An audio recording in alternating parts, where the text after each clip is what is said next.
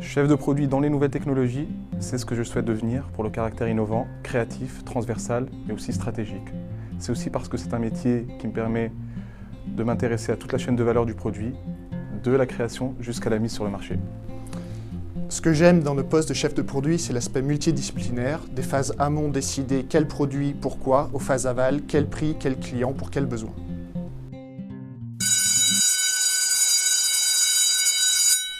Un école est fini spécial EM Lyon et chef de produit. Quel est le quotidien d'un chef de produit? Abdelrahman, vous avez la première question pour Erwan. Vous êtes en dernière année de l'EM Lyon en master. Hein. Voilà. Bonjour Erwan. Bonjour. Alors, première question pour moi. Alors, quels sont les postes, les activités récurrentes d'un chef de produit? Elles sont assez variées en fait. Donc ça dépend des phases dans lesquelles le produit se trouve. Donc il y a toutes les phases amont. Quel marché, quelle stratégie, quels sont les besoins, de quoi le marché aura besoin demain. Donc là, c'est plutôt discussion avec des collègues qui s'occupent de la stratégie et personnes équivalentes. Deuxième phase, plus pendant la construction du produit. Donc là, il y aura plus d'interaction avec les gens de la finance pour tout ce qui est plan produit, dépenses, recettes, etc. Et troisième phase, construction en elle-même du produit. Donc là, plus d'interaction avec les R&D. Quel est le cahier des charges? À quoi doit ressembler le produit? Et enfin, avec les commerciaux et les visites clients pour leur expliquer qui va acheter, pourquoi, à quel prix. Erwan, vous êtes chef de produit chez IBM depuis quelques années maintenant. Est-ce que vous avez une définition simple pour un néophyte, votre petite cousine, votre petit cousin qui vous croise aux fêtes de fin d'année et qui vous demande c'est quoi ton métier? Le métier, en fait, c'est d'être un petit peu le point central dans l'entreprise pour avoir une vision de quel produit l'entreprise a besoin, à qui elle va le vendre et à quel prix. Ça correspond à ce que vous avez appris, Abdelrahman, à l'école? C'est exactement ça.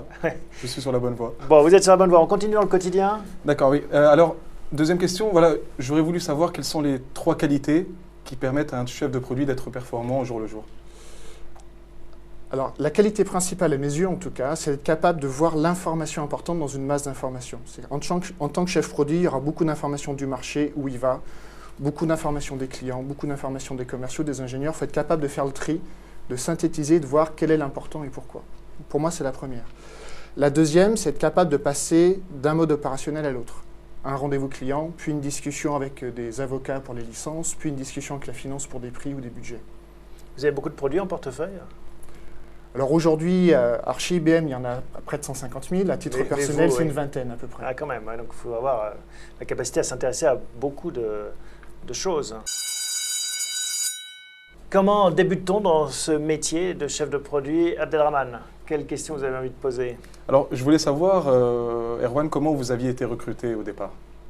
Alors, mon cas est un petit peu atypique. Donc, en fait, je devais aller dans une certaine société. Ça ne s'est pas fait pour différentes raisons.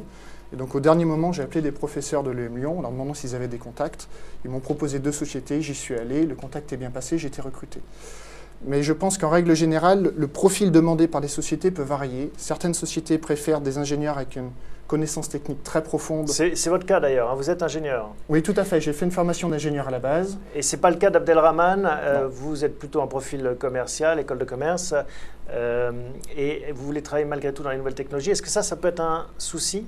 Je ne pense pas, non. Je ne pense pas du tout. Ça dépend vraiment, encore une fois, ce que je disais, des profils demandés par les sociétés. Moi, par exemple, bien que j'ai une formation d'ingénieur, j'ai un goût et une appétence assez forte pour les aspects commerciaux. Donc mon aspect ingénieur m'aide pour discuter avec les R&D, pour comprendre et leur dire des choses dans un vocabulaire commun, mais ce n'est pas indispensable à mes yeux. D'accord.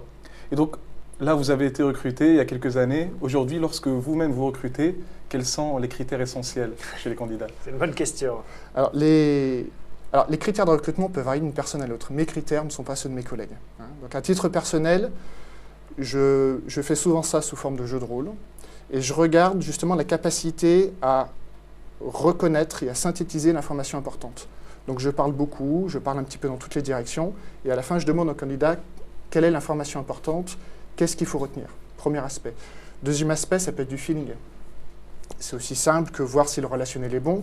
Le chef produit est amené à faire des présentations à des analystes et amené à aller voir des clients.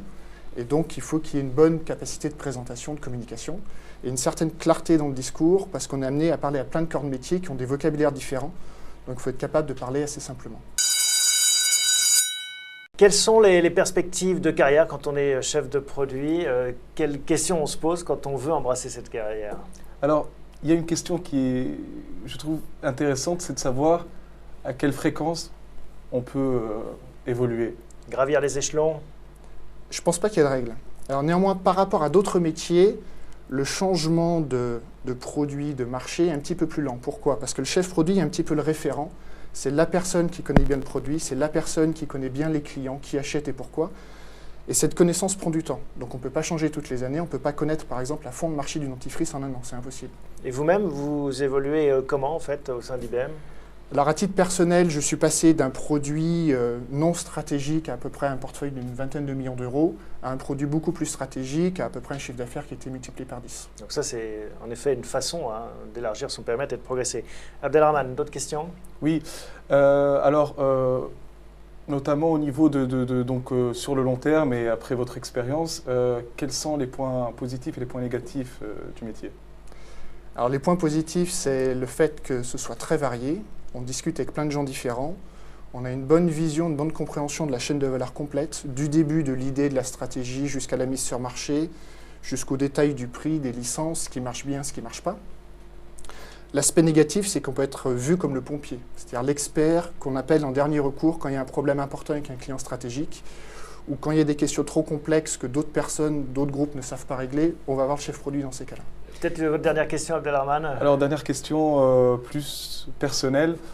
Comment vous voyez-vous dans 5 ans? Je me vois... le panel est assez large, donc je me vois très bien dans des rôles commerciaux. Je me vois très bien embrasser des portefeuilles produits encore plus larges ou travailler sur de nouvelles opportunités. Par exemple, aujourd'hui, je travaille sur le mobile chez IBM. C'est une offre qui était complètement inexistante il y a encore 12 mois.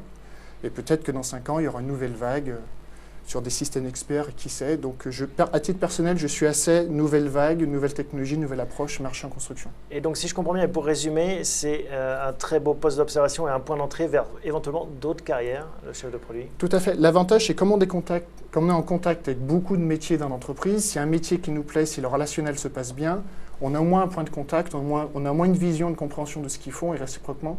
Donc, ça peut ouvrir un certain nombre de portes. Et bien, merci à tous les deux pour vos questions, pour vos réponses. L'école est finie.